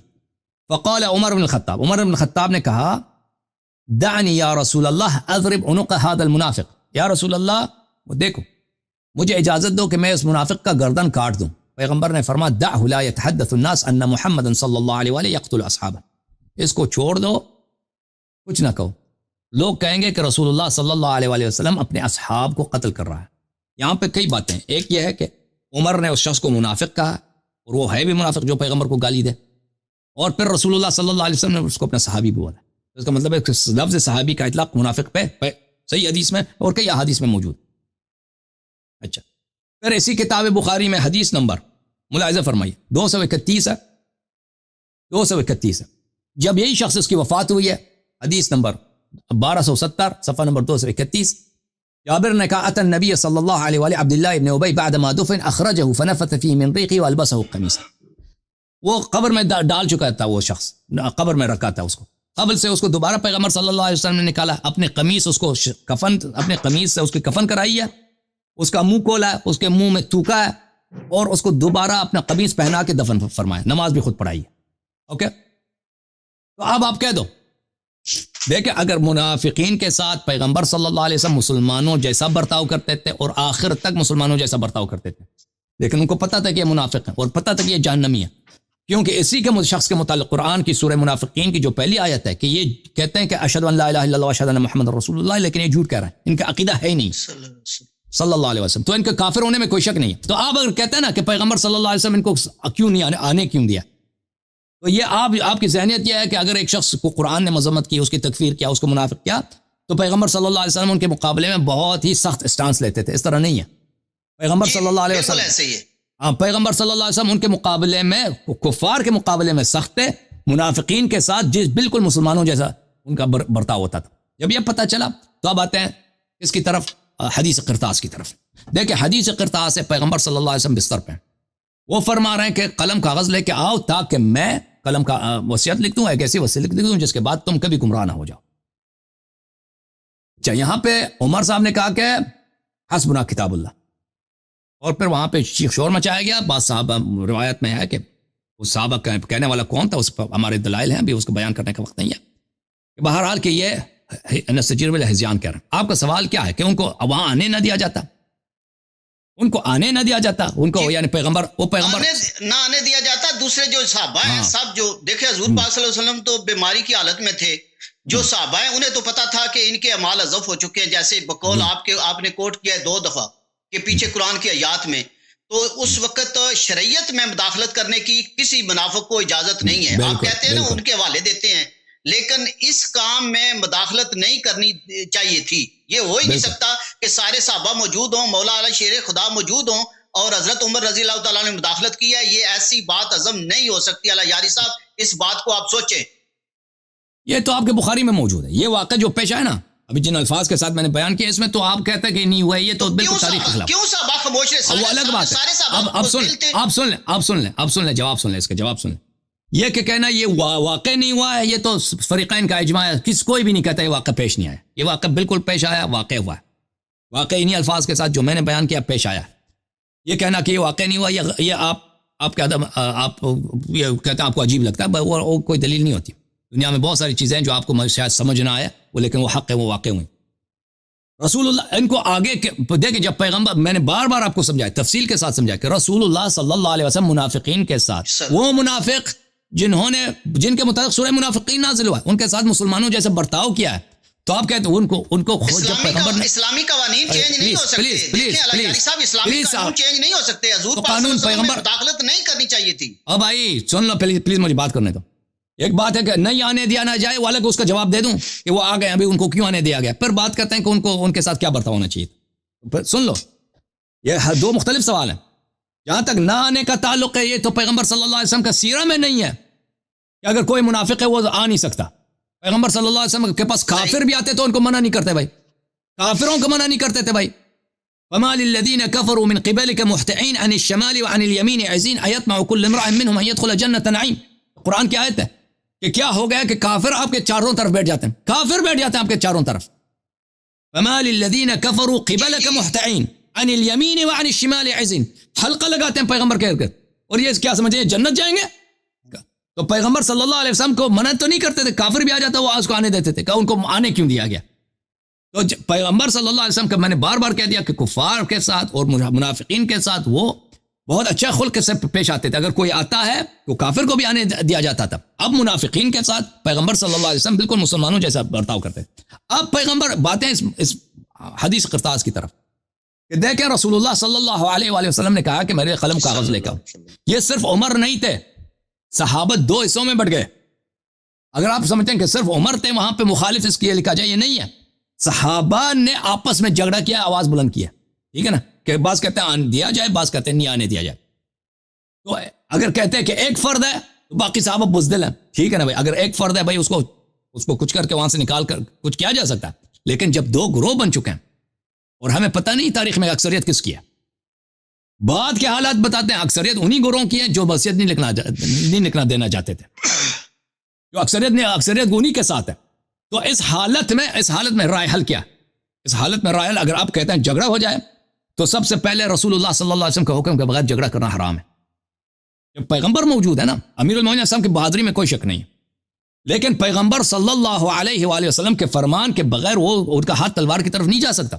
پیغمبر وہاں موجود ہیں، وہ اگر حکم دیں، جی انہوں نے حکم نہیں دیا کہ ان کو قتل کرو، پیغمبر صلی اللہ علیہ وآلہ وسلم نہیں چاہ، جو بھی مسئلہ تھا ان کے ذہن شریف میں ہے کہ اگر ابھی میں بھی مستر مرگ میں ہوں، ابھی جنگ شروع ہو جائے، یہاں پہ جنگ شروع ہو جائے، مدینہ کی گلیوں میں خانہ جنگی ہو جائے، یہ اس سے شاید اسلام ہی نابود ہو جائے، اس سے شاید مثلا بالکل لوگ دوبارہ مرتد ہو جائیں، جو بھی مسئلہ ان کے ذہن میں، پیغمبر نے یہ حکم نہیں دیا، ٹھیک ہے نا، لیکن یہ اس بات کو نفی نہیں کرتا کہ جن لوگوں نے وصیت نہیں لکھنے دیا انہوں نے قرآن کی مخالفت کیا، انہوں نے رسول صلی اللہ علیہ وسلم کی عدم اطاعت کی، اور انہوں نے امت کے ساتھ غداری کیا، کیونکہ پیغمبر نے جملہ یہ تھا کہ اگر میں وصیت لکھ دوں تم کبھی گمراہ نہ ہو جاؤ گے، اور انہوں نے یہ نہیں لکھنے دیا۔ یہ قرآن کے ساتھ غداری ہے، یہ اسلام کے ساتھ غداری ہے، اور رسول اللہ صلی اللہ علیہ وسلم کی معصیت ہے۔ پھر انہوں نے یہ جملے جو کہیں کہ حسبنا کتاب اللہ ہمارے کافی ہے، یہ کفر ہے، کتاب اللہ کافی نہیں ہے۔ کتاب اللہ خود کہہ رہا ہے کہ میرے رسول سے ما آتاکم الرسول فخذوہ وما نہاکم عنہ فانتہوا۔ اسلام ہی یہی ہے کہ قرآن کے ساتھ رسول اللہ صلی اللہ علیہ وسلم کی اطاعت ہے۔ اگر صرف قرآن کافی نہیں ہے، یہ سب مسلمان جانتے، کسی مسلمان کا یہ عقیدہ نہیں۔ اگر آج کوئی شخص کہہ دے کہ میں حدیث کو نہیں مانتا، میرے لیے کتاب کافی ہے، سب مسلمان کہیں گے یہ کافر ہے۔ تیسری بات ہے کہ میرے بھائی کہ جن لوگوں نے وہاں پہ اس مجلس میں کہہ دیا کہ رسول اللہ صلی اللہ علیہ وسلم ہزیان کہہ رہے ہیں، تو پھر تو گالی دینا پیغمبر کو، اگر گالی دیا جائے نا، اس کا کیا ہے، اس کا حکم آپ جانتے ہیں۔ تو اس حالت میں دیکھیں جب جھگڑا ہو رہا ہے تو وہاں پہ وصیت لکھنا ناممکن ہے، ٹھیک ہے نا، وصیت لکھنا وہاں پہ نہ، آپ کسی بھی جگہ پہ جائیں نا، ایک شخص وہاں پہ بیمار ہے، اگر وہاں وصیت وہ شخص لکھانا چاہیں اور لوگ آپس میں لڑ رہے ہیں، جب اس مجلس میں وصیت نہیں لکھا جا سکتا، وہاں پہ وصیت نہیں لکھا جا سکتا۔ تو شیعہ حدیث میں یہی ہے کہ رسول پاک صلی اللہ، بلکہ مخالفین کے حدیث میں ہے کہ پیغمبر صلی اللہ علیہ وسلم نے ان کو نکال دیا۔ پھر شیعہ حدیث میں ہے کہ اس رات کو پیغمبر نے امیر المؤمنین علیہ السلام کو بلایا، سلمان، ابو ذر، مقداد، عمار، ان لوگوں کو شاہد بنایا، اپنا وصیت لکھا دی، اس میں 12 اماموں کے امامت نام لے کر سب کا نام لکھا دیا پیغمبر صلی اللہ علیہ وسلم۔ تو وصیت لکھا گیا لیکن اس مجلس میں ناممکن تھا لکھنا، کیونکہ وہاں پہ تو لڑائی ہونی تھی اس وقت، اور لڑائی ہونا تھا تو بھائی اللہ جانتا ہے کہ پھر اسلام کا کیا بنتا، کون مرتا کون زندہ بچتا وہاں سے، اور اسلام آج ہمارے پاس مسلم ہوتا نہ ہوتا اللہ جانتا ہے اس کو۔ بہرحال پیغمبر نے لڑائی کو حکم دیا۔ جی اب میں آخری دلیل کی طرف جاتا ہوں، تو یہ میری آخری دلیل ہوگی، اور یہ قرآن سے ہوگی۔ میری اللہ پاک سے دعا ہے کہ اللہ پاک آپ کو اور مجھے سچ کہنے کی توفیق دے، اور آپ کی عزت میں اللہ پاک اضافہ کرے، اور اگر میں غلط ہوں تو مجھے ہدایت پہ لائیں، اگر آپ میں کوئی کمی ہے تو اللہ پاک آپ کی بھی وہ اصلاح کریں۔ دیکھیں میرا اور آپ کا مقصد ایک ہی ہے، کہ ہم سیدھے راستے پر چلیں اور جنت میں جائیں، اور حضور پاک صلی اللہ علیہ وسلم کی امت بھی جنت میں جائے۔ اگر آپ ان سے غصہ کرتے ہیں تو وہ مولا علی شیر خدا پنجتن پاک کی خاطر آپ کرتے ہیں کہ حضرت مائی فاطمہ رضی اللہ تعالیٰ عنہ سے انہوں نے زیادتی کی، آپ اس وجہ سے غصہ کرتے ہیں۔ اگر ہم محبت کرتے ہیں تو ہم حضور پاک صلی اللہ علیہ وسلم کی وجہ سے محبت کرتے ہیں کہ یہ حضور پاک صلی اللہ علیہ وسلم کے یار ہیں۔ اب میں آ رہا ہوں آخری دلیل کی طرف، اور قرآن سے جو ان کے لیے میں ثابت کرنا چاہتا ہوں کہ ان کا ایمان ثابت کروں گا اس دلیل سے، اور جو کچھ آپ نے بولا ہوا ہے اس میں سے ہی کہوں گا. کچھ شاید آپ کی زبان جو ہے اردو لغت کو اتنا نہیں سمجھ رہی. پچھلی دفعہ شیخ شبیر صاحب نے بڑی تفصیل سے آپ کو سمجھانے کی کوشش کی ہے، بڑی تفصیل سے، لیکن آپ تھوڑا سا یہ بھی ہے کچھ کہ آپ اپنی بات پر ڈٹے رہتے ہیں. کبھی کسی بات مخالفین کی بھی بات سوچ لیے، اس میں آپ کا ہی فائدہ ہے. ہو سکتا ہے کہ کل قیامت والے دن صرف 1% ہی میں کہتا ہوں، 1% کہہ لیں، 99% آپ ٹھیک کہہ لیں اپنے آپ کو. اگر 1% کل قیامت والے دن آپ غلط ثابت ہو گئے تو پھر کہاں جائیں گے؟ تھوڑا سا سوچنا چاہیے کہ بیچ میں گیپ نکالنا چاہیے کہ مخالفین کی بھی کتب جو کیا کہہ رہی ہیں. اگر میں آج کوئی کام کر رہا ہوں تو مجھے کیا ضرورت ہے کہ میں تو حق سچ کی تلاش میں ہوں. اب میں آپ کے آخری حوالے کی طرف جا رہا ہوں، آخری دلیل کی طرف، اور ان کا ایمان میں ثابت کروں گا قرآن سے. جی. سورۃ حجرات میں اللہ پاک کہہ رہے ہیں، جو آیت کا جو آپ صحیح تلفظ نہیں سمجھتے یا الفاظ میں کچھ اردو میں کوئی پرابلم ہے، اس میں حکم نہیں ہے، اس میں تاکید کی گئی ہے. تاکید کا مطلب کیا ہوتا ہے؟ تاکید میں کلیئر کٹ جو ہے وہ حکم لاگو نہیں ہوتا. جب حکم لاگو ہی نہیں ہوتا، اس آیت کی کوئی اہمیت اس طرح سے نہیں ہے. میں اس آیت کی اہمیت کو ختم نہیں کر رہا، لیکن جس طرح آپ کہہ رہے ہیں کہ یہ ان کو کافر ثابت کر رہی ہے، اس وجہ سے بالکل آپ پر رانگ جا رہے ہیں. اس آیت میں صرف تاکید کی گئی ہے. تاکید اس طرح کی گئی ہے کہ اگر ایسا کام کرو گے تو میں آپ کو سزا دے سکتا ہوں. اگر دوبارہ بھی کریں گے نا تو اللہ تعالیٰ نے یہ فیصلہ نہیں سنوایا کہ آپ کافر ہو جائیں گے یا آپ کافر ہو گئے. ایسی بات اللہ تعالیٰ نے نہیں کی. اسی آیات کے آگے چل کے اللہ تعالیٰ کہہ رہا ہے کہ مسلمانوں کا مذاق نہ اڑاؤ، بھائیوں کا مذاق نہ اڑاؤ. کیا جب ہم لوگ مذاق اڑاتے ہیں تو کافر ہو جاتے ہیں؟ اللہ پاک کہہ رہا ہے کہ نام نہ بگاڑو. اسی آیات کے آگے جا کے اللہ تعالیٰ کیا کہہ رہا ہے؟ نام نہ بگاڑو. کیا ہم نام بگاڑتے ہیں تو کافر ہو جاتے ہیں؟ تیسرا آگے ثبوت ہے، اللہ تعالیٰ کہہ رہا ہے کہ انصاف کرو، میں انصاف کرنے والوں کو پسند کرتا ہوں. کیا ہم انصاف نہیں کرتے تو کافر ہو جاتے ہیں؟ آپ ان کے ایمان کی دلیل یہ ہے کہ اس آیات کے شروع میں اللہ تعالیٰ کہہ رہا ہے ایمان والو، اس سے ان کا ایمان ثابت ہو گیا. اگر یہ ایماندار نہیں تھے، یہ تو آپ سب کا اجماع ہے کہ یہ جو ہے آیات ان کے لیے اتری ہے. اگر ان کے لیے اتری ہے تو اللہ تعالیٰ نے یہاں پر کہہ دیا ہے کلیئر کہ ہے ایمان والو، ان کا ایمان ثابت ہو گیا. اللہ یاری صاحب آپ جو مرضی کہتے رہیں، آج میں اس آیات سے ثابت کر کے جا رہا ہوں ان کا ایمان. اب آپ چاہے ہنسیں. ہاں ایک اور بات، اگر آپ اس بات کو نہیں مانیں گے نا تو یہ قانون آپ پر لاگو ہو جائے گا آگے چل کے. جب آپ نام بھی بگاڑتے ہیں، عمری کہتے ہیں، آپ تمسخر بھی اڑاتے ہیں، تو پھر کیا آپ اللہ معاف کرے یہ قانون پھر آپ پر لاگو ہو جاتا ہے؟ کیا یہ مناسب ہے؟ ٹھیک ہے. آگے چلے. آپ آخری بات ہے، چاہے میری کال کاٹ دیں یا میں سنتا رہوں، لیکن اس جگہ پہ آج کے بعد میں یہ کہوں گا کہ کسی تھمب نیل پہ آپ یہ نہ کہیں کہ ان کا ایمان جو ہے یا یہ ان کا حذف ہے یا یہ کافر ہے یا اس طرح کی کوئی بات نہیں آپ کر سکتے. کلیئر کٹ اللہ تعالیٰ نے کہا ہے کہ ہے ایمان والو، انہیں مخاطب کر کے. جب آپ کا اجماع ہے کہ یہ آیات ان کے لیے اتری ہے، ان کے لیے اتری ہے، تو اللہ تعالیٰ نے کہا ہے ایمان والو. میرے حضور صلی اللہ علیہ وسلم سے آواز اونچی نہ کرنا، کہیں آپ کے ایمان وہ اعمال حذف نہ ہو جائیں. اس میں صرف تاکید ہے، کوئی آرڈر نہیں ہے، کوئی کچھ نہیں ہے. اگر دوبارہ بھی اونچے بولتے نا تو پھر بھی ان پہ قانون نہیں لاگو ہوتا. کیوں؟ کہ وہ آگے بھی اللہ تعالیٰ نے کہا ہے کہ میری مرضی. جس طرح میں نے آگے کہا ہے کہ مذاق اڑاتے ہیں تو کیا ہم کافر ہو جاتے ہیں؟ کیا نام بگاڑتے ہیں تو ہم کافر ہو جاتے ہیں؟ کیا ہم انصاف نہیں کرتے تو کافر ہو جاتے ہیں؟ نہیں. اسی طرح یہ بھی ہے کہ اللہ تعالیٰ نے صرف کہا ہے، اللہ تعالیٰ نے آگے جا کے معیار کیا بتایا ہے کہ جو میرے حضور صلی اللہ علیہ وسلم سے آواز نیچی رکھتے ہیں میں ان کو پسند کرتا ہوں. پھر اللہ تعالیٰ نے کہا ہے کہ جب حضور پاک صلی اللہ علیہ وسلم اجرے کے اندر ہوتے ہیں تو باہر سے آواز مت دیں. یہ اللہ تعالیٰ کا پیار ہے اپنے محبوب سے. کسی جگہ پہ بھی اللہ تعالیٰ نے اس آیات میں سختی سے وہ آرڈر نہیں دیا، آرڈر بالکل نہیں دیا. یہ کہا ہے کہ یہ لوگ کام عقل ہیں جو باہر سے آوازیں دیتے ہیں، اتنا کہا ہے. لیکن پھر بھی یہ نہیں کہا کہ یہ کافر ہے. جی آپ جواب دیں. اللہ حافظ. اور اس سے آج کے بعد تھوڑا سا اس الفاظ سے پرہیز کریں. کلیئر کٹ یہ جو ہے یہاں پر ان کا ایمان ثابت ہوتا ہے. چلیں جناب. اوکے. یہ جو کائن کم عقل ہے، کون کم عقل ہے؟ جی ان کی عقل نہیں ہے. جنہوں نے آواز بلند کی تھی انہیں کی عقل نہیں ہے نا. کہ نہیں؟ جن کو اللہ نے کہا، جن کو کہا کہ عقل نہیں ہے وہ کون ہے؟ او بھائی نہیں او بھائی آپ پیچھے نہ جائیں. جن کو بولا کہ یہی تو بات ہے، آپ جن کو کے جادوگر ہیں، آپ نکل جائیں گے اس بات سے. میں تھوڑا خادم ہوں. ایمان والوں کو کہا ہے میں نے. او بھائی جب کہا ہے کہ جو لوگ آواز بلند کرتے ہیں، دیکھیں جو گلی سے آواز بلند کرتے ہیں وہ کم عقل ہے. وہ کم عقل کون ہے؟ میں نے کہا ہے کہ آپ آگے جا کے وہ جو لوگ مقصود لگاتے ہیں بھائی وہ کم عقل کون ہے؟ وہ کم عقل کو کوئی امام مانتا ہے اپنا؟ جن کو اچھا لگا مان او بھائی او جائے بھائی جو اس کو کم عقل بولا ہے تم اس کو کیوں افضل اس کو کیوں اپنا امام مانتے ہو؟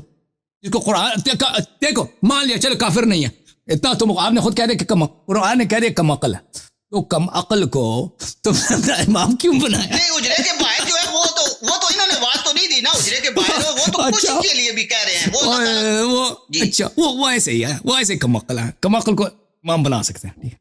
نہیں وہ ان کے لیے نہیں ہے، نہیں ہے، سب کے لیے نا. نہیں ہے. نہیں اللہ یاری صاحب کون ہے وہ کم عقل؟ نہ کریں. وہ کم عقل جنہوں نے آواز بلند کی تھی وہ کون ہے؟ اگر میں ثابت کروں کہ یہی ہیں. وہ یہ نہیں تھے. نہیں اجرے کے باہر سے آواز لگانا، اندر حضور پاک صلی اللہ علیہ وسلم آرام کر رہے ہوں تو باہر سے آوازیں دیں، یہ وہ سب کے لیے ہے، وہ ان کے لیے نہیں ہے. آپ ان کی بات کس کا شان نزول کون ہے؟ شان نزول کون ہے؟ دیکھ وہ تو سب قرآن کے سب آیات سب کے لیے بھائی. سب آیات مثلا کہتا ہے شراب نہ پی لو یا نماز پڑھو، تو سب کے لیے ہے نا. آواز بلند کرنا حرام ہے، کمرے کے باہر سے بلانا حرام ہے. تو جنہوں نے یہ کیا تھا وہ کم عقل ہے. تو کم عقل کہہ دینا، میں اپنے بیٹے کو کہہ دوں کم عقل تم ایسے نہ کرو تو کیا وہ کافر ہو جائے گا؟ نہیں چلو مان لیا کافر. کم عقل تو ہے نا، کم عقل تو ہے نا.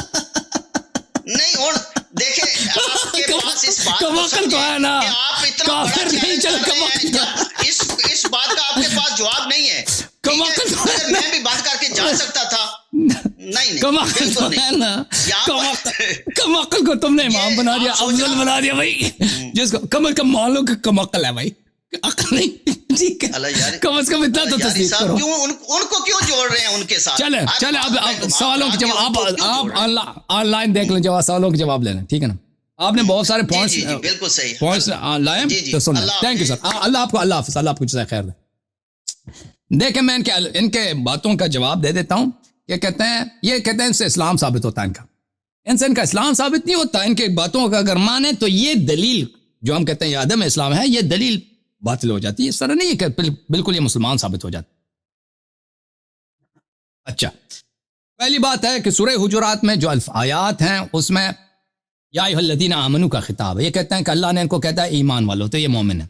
تو اس کا بات کا جواب ہم بار بار دے چکے ہیں کہ بھئی اگر یہ خطاب ابوبکر عمر سے نہیں ہے، اگر یہ خطاب ابوبکر عمر سے ہوتا تو اللہ کو کہنا چاہیے تھا یا ایھا الذین آمنوا، تثنیہ کا خطاب ہوتا. یہ بقیہ مسلمانوں سے خطاب ہے کہ اے مسلمانوں اس طرح نہ بنو. مثلا میں اپنے بیٹے سے کہتا ہوں نا، ایک شخص بدتمیزی کرتا ہے، گالی دیتا ہے، اے میرا بیٹا تم بدتمیزی نہیں کرنا. تو اس کا مطلب نہیں یہ نہیں کہ وہ شخص جس نے بدتمیزی کیا وہ میرا بیٹا ہے. ٹھیک ہے نا. تو پہلی بات آپ ثابت کریں کہ یہ خطاب ابوبکر عمر سے ہے. اگر خطاب ابوبکر عمر سے ہے تو یا ایھا الذین آمنوا کیوں کہا؟ یہ عربی زبان میں خطا ہے دو آدمی کے لیے. جیسے اگر میں اردو زبان نہیں ہوں نا، اگر میں کہتا ہوں ابا کھاتی ہے، ابا کھاتی ہے، اماں پیتا ہے، تو آپ کہیں گے کہ اردو غلط ہے. تو اسی طرح عربی زبان میں دو آدمی کے لیے جمع کا صیغہ یہ خطا ہے. پہلی بات ہے. دوسری بات ہے کہ چلے مان لیتے ہیں ابوبکر عمر کے سے خطاب ہے. تو قرآن مجید میں یا ایھا الذین آمنوا منافقین کے لیے خطاب ہوتا ہے. ملاحظہ فرمائیے یہ کتاب الایمان ہے ابن تیمیہ صاحب کے، المکتب الاسلامی میں چھپی ہے سنہ 1996 میں. یہاں پہ فرماتے ہیں یا ایھا الذین آمنوا کا جو خطاب ہے اس میں شامل ہوتا ہے من اظہر الایمان وان کان منافقا فی الباطن یدخل فی الظاہر. یا ایھا الذین آمنوا کے خطاب میں، یا ایھا الذین آمنوا کے خطاب میں یدخل فی ہے. جو شخص ظاہر میں مسلمان ہوتا ہے باطن میں کافر ہوتا ہے. اس خطاب قرآن میں یہ واقع ہے. وَهَذَا مُتَّفَقٌ عَلَيْهِ بَيْنَ أَهْلِ السُنَّةِ. یہ اہل سنت میں بات اجماعی ہے، یہ خطاب صحیح ہے. اچھا ملاحظہ فرمائیے کتاب تفسیر القرآن لابن ابی زمانین المجلد الرابع جاب الناشر الفاروق الحدیث للطباعة والنشر. اچھا اس کتاب میں ملاحظہ فرمائیے تفسیر سورۃ الحجرات، تفسیر سورہ حجرات، یا ایھا الذین آمنوا لا ترفعوا اصواتکم. ملاحظہ فرمائیے کیا فرماتے ہیں؟ فرماتے ہیں کہ ان ناسا من المنافقین كانوا یاتون النبی صلی اللہ علیہ وسلم. منافق آتے تھے پیغمبر کے پاس، فیرفعون اصواتهم فوق صوته. اپنی آواز پیغمبر صلی اللہ علیہ وسلم کی آواز پہ بلند کرتے تھے. یریدون بذلک اذاہ والاستخفاف پہ رسول پاک صلی اللہ علیہ وسلم کی اذیت کرتے تھے اور ان کی بے حرمتی کرتے تھے اس طرح. فنسبهم الى ما اعطوا من الايمان في الظاهر. اللہ تعالیٰ نے ان کو یا ایھا الذین آمنوا منافق کو یا ایھا الذین آمنوا کہا اس لیے ظاہر کے طور پر, کیونکہ منافق لسانن زبانن شفاہن اپنی زبان کے طور پر یہ کہتے ہیں ہم مسلمان ہیں, تو اس لحاظ سے نہ کہ حقیقت میں یہ مومن ہے. فقال یا ایھا الذین آمنوا, تو یہ واضح ہے کہ یا ایھا الذین آمنوا کا خطاب منافق کے ساتھ قرآن مجید میں ہے. ملاحظہ فرمائی انوار التنزیل و اسرار التعویل المعروف بتفسیر البیضاوی, تفسیر بیضاوی میں جلد نمبر 1 یہاں پہ ملاحظہ فرمائی آپ کو لے کے چلتے ہیں. آیا ہے یا ایھا الذین آمنوا ان الذین آمنوا والذین ہادوا والنصارى والصابئین من آمن باللہ. جو لوگ ایمان لائے ہیں اور جو لوگ یہودی ہیں اور جو نصرانی ہیں اور جو سابعہ مذہب سے تعلق رکھتے ہیں, من آمن باللہ والیوم الآخر وعمل صالحا, جو ایمان لائے ان میں سے جو ایمان لائے اور عمل صالح بجا لائے اور یوم جزا پہ ایمان لائے, تو کیا ہوتا ہے فلہم اجرہم عند ربہم, ان کی بڑی اجر ہے. تو یہ کیوں کہا جو لوگ ایمان لائے ہیں اگر وہ ایمان لائیں, یہ کیا بات ہے, وہ تو پہلے آپ نے کہہ دیا کہ جو ایمان والے ہیں. تو فرماتے ہیں الذین آمنوا بألسنتہم, جو لوگ زبانی طور پر مسلمان ہیں ان کو ان الذین آمنوا کہا, دل میں شاید وہ مومن نہیں ہے, اگر یہ ایمان لائیں دل سے بھی عمل صالح بجا لیں ان کے اجر ہے. ٹھیک ہے نا. تو یہ قرآن مجید میں ان الذین آمنوا جو ہے اس کا خطاب منافق کے لیے بھی آتا ہے. ٹھیک ہے نا. تو کیا ہوا سورہ حجرات میں یا ایھا الذین آمنوا کا جو خطاب ہے, پہلی بات ہم نہیں ثابت کرو کہ ابو بکر عمر سے خطاب ہے, آپ کے پاس کوئی دلیل نہیں. دوسری بات مان لیا ابو بکر عمر سے خطاب ہے, یا ایھا الذین آمنوا کا خطاب یہ منافق سے بھی ہوتا ہے قرآن مجید میں. پھر آپ کا یہ کہنا بھائی کہ اس میں اللہ نے عجیب بات ہے بھائی, کہتے ہیں کہ یہاں پہ آیا میں ہے اس سورہ میں یہ ہے, یہ آیات ہیں دیکھیں, یہ کہتے ہیں کہ انصاف کرو. آیا میں یہ ہے, آیا میں کیا ہے, بھلے آیا میں یہ ہے کہ انصاف کرو. ان اللہ فإن فاءت فأصلحوا بينهما بالعدل والإحسان, کہ لوگوں کے درمیان ان اللہ يحب المقسطین, اللہ انصاف کرنے والوں سے محبت کرتا ہے. اگر ہم نے انصاف نہیں کیا تو ہم کافر ہو گئے, چلو گناہ کیا گناہگار ہو گئے لیکن کافر تو نہیں ہوتے نا. اب اس آیہ میں یہ ہے کہ تم ایک دوسرے کا مذاق نہ اڑاؤ, مذاق اڑاؤ گے تو یہ اللہ نے منع کیا اس سے. اگر کسی نے کسی مومن کا مذاق اڑایا تو وہ کیا کافر ہو گیا؟ نہیں, کافر نہیں ہوتا. تو اسی طرح اللہ نے فرمایا کہ نبی صلی اللہ علیہ وسلم کی بارگاہ میں آواز بلند نہ کرو, تو اس سے کفر کیسے ثابت ہوتا ہے؟ تو بھائی تو آیت تو اچھی طرح سے پڑھو نا, جو آواز بلند کرنے والی آیت ہے وہ کیا ہے؟ آیات والی آواز بلند یہ ہے کہ لا ترفعوا اصواتکم ولا تجهروا له بالقول, آواز بلند نہ کرو, ان تحبط اعمالکم وانتم لا تشعرون, کہ تمہارے اعمال حبط ہو جائیں گے اور تمہیں پتہ بھی نہیں ہوگا. اور یہ حبط اعمال میں نے بار بار دکھایا, یہ حبط اعمال کس کے ساتھ ہوتا ہے؟ کفر کے ساتھ ہوتا ہے. ملاحظہ فرمائیے عزیزو, اس کے دلائل بہت زیادہ ہیں. یہ کتاب الصارم المسلول علی شاتم الرسول صلی اللہ علیہ وآلہ, تالیف ابن تیمیہ, سن 1997 میں چھپی ہے. یہ بہت طویل بحث کرتے ہیں کہ والعمل یحبط بالکفر, حبط عمل کا سبب کیا ہے؟ صرف کفر ہے. حبط عمل والعمل یحبط بالکفر, عمل حبط کفر کے ذریعے ہوتا ہے اور صرف کفر ہی جو ہے حبط عمل کا سبب ہے. پھر اگلے صفحے میں فرماتے ہیں ولا تحبط الاعمال بغیر الکفر, کفر کے علاوہ کوئی چیز محبط عمل ہے ہی نہیں, اعمال صرف کفر سے حبط ہو جاتے ہیں. تو پتہ یہ چلا اگر کوئی عمل ایسا ہے کہ قرآن نے کہا کہ یہ سبب حبط عمل ہے, وہ عمل کفر ہے. ٹھیک ہے نا, کہ عمل کفر ہے, پتہ چلا. پھر ابن تیمیہ صاحب فرماتے ہیں, ملاحظہ فرمائیے, فإن ثبت أن رفع صوت النبي صلى الله فوق صوت النبي صلى الله عليه وآله والجهر له بالقول يخاف منه أن يكفر صاحبه ولا يشعر ويحبط عمله بذلك وأنه مظنة لذلك وسبب فيه. ٹھیک ہے نا, جب اس سے واضح ہو جاتا ہے کہ جو شخص اپنی آواز بلند کرتا ہے وہ اس سے کیا ہوتا ہے, اس کے صاحب پہ کفر کا احتمال ہوتا ہے اور اس بات کا احتمال ہوتا ہے کہ اس کے عمل حبط ہو گئے, اس کو پتہ نہیں. یہ کیوں اس طرح کہتا ہے کہ احتمال ہوتا ہے؟ اس لیے کہ اس کو پتہ کہ جس نے آواز بلند کی وہ ابو بکر عمر ہے, اس لیے کہہ رہا ہے. وَإِلَّا قرآن واضح ہے کہ آواز بلند نہ کرو تاکہ تمہارے اعمال حبط ہو جائیں, یعنی آواز بلند کرو گے تو اعمال حبط ہو جائیں گے. جیسے میں کہوں نا کہ آپ جو ہے شراب نہ پئیں کہ آپ گناہ کار ہو جائیں گے, آپ شراب پئیں گے تو گناہ کار ہو جائیں گے, اس میں کوئی شک ہی نہیں. ٹھیک ہے. تفسیر القاسمی محاسن التأویل, محمد جمال الدین قاسمی صاحب کی تفسیر ہے, ملاحظہ فرمائیں یہاں پر لما كان عند اہل السنہ المحبط للعمل الكفر خاصہ، اہل سنت کے نزدیک عمل کا محبط صرف کفر ہے. تو پتہ یہ چلا عزیز، اللہ تعالیٰ نے یہ نہیں فرمایا کہ اگر تم کسی مومن کا مذاق اڑا دو گے تو تمہارا عمل حبط ہو جائے گا. اللہ نے یہ نہیں فرمایا. اللہ نے یہ نہیں فرمایا کہ اگر تم انصاف نہیں کرو گے تمہارا عمل حبط ہو جائے گا. نہیں فرمایا. اگر کہہ دیتا تو ہم کہہ دیتے بھائی کہ عمل حبط ہو جائے گا پر یہ کافر ہوگا، لیکن یہ نہیں فرمایا. لیکن آواز بلند کرنے سے کہہ دیا بھائی آواز بلند کرو گے تو تمہارا عمل حبط ہو جائے گا. تو اس لیے پتہ چلا کہ آواز کا بلند کرنا کیا ہے، کفر ہے. اور قرآن میں اس کے دلائل بھی بہت زیادہ ہیں. ملاحظہ فرمائی سورہ مبارکہ مائدہ میں اللہ تعالیٰ کیا فرماتا ہے، وَمَن يَكْفُرْ بِالْإِيمَانِ، جو ایمان سے معاف کیجیے جو ایمان سے کافر ہو جاتا ہے فقد حبط عملہ، اس کا عمل حبط ہو جاتا ہے. وَمَن يَكْفُرْ بِالْإِيمَانِ فقد حبط عملہ. تو پتہ چلا کہ بعض گناہ ایسے ہیں جو حبط عمل کے سبب، تو جب حبط عمل کا سبب ہے تو پتہ یہ چلا کہ وہ عمل جو وہ گناہ جو حبط عمل کا سبب ہے وہ کفر ہے، وہ کفر ہے. تو جب قرآن نے کہہ دیا کہ نبی صلی اللہ علیہ وسلم کے بارگاہ میں آواز بلند کرنا یہ کفر ہے، یہ حبط عمل ہے، تو پتہ یہ چلا کہ اس کا کرنے والا کافر ہے، اس کا عمل بھی حبط ہو چکا ہے. اچھا جب یہ آپ کو پتہ چلا تو اب آتے ہیں کہ کہتے ہیں کہ ان کا عقل نہیں ہے. مان لیا کہ ان کا عقل نہیں عقل نہیں کہتا عقل، قرآن نے تو کہہ دیا عقل نہیں ہے تو تم کافر کیسے کہتے ہو؟ ٹھیک ہے کم از کم مان لیا بھائی. بھائی اگر اقرار کرو کہ عقل نہیں ہے، بھائی عقل نہیں ہے تو تم اس کی اتباع کیوں کرتے؟ جس کی عقل نہیں ہے، جس کی عقل نہیں ہے اس کی اتباع کیوں کرتے ہو؟ عقل نہیں ہے، مان لیا کہ عقل نہیں ہے بھائی. جب مان لیا ہے تو کیا بات ہے جناب، جب مان ہی لیا ہے جناب. یہ کتاب ہے میرے محترم ناظرین، کتاب السنن الکبریٰ للبیہقی للنسائی، جزء خامس، چاپ مؤسسۃ الرسالہ سنہ 2001 میں چھپی ہے. یہاں پہ حدیث نمبر ہے 5903، صفحہ نمبر ہے 401. ملاحظہ فرمائی حدیث بشرط بخاری اور مسلم صحیح ہے. انه قدم رکب من بنی تمیم، بنی تمیم کا وفد آیا تھا نبی صلی اللہ علیہ وسلم کے پاس. تو ابو بکر نے کہا کہ فلان کام کرو، عمر نے کہا فلان کام کرو. آپس میں ان کی لڑائی ہوگی، آواز بلند ہو گئی. فنزلت فی ذلک یا ایھا الذین آمنوا حتی انقضت الآیہ ولو انہم صبروا حتی تخرج الیہم. یہ آیہ نمبر 1 سے لے کر آیہ نمبر 5 تک، حجرات 1 سے 5 تک اسی واقعے پہ نازل ہوا.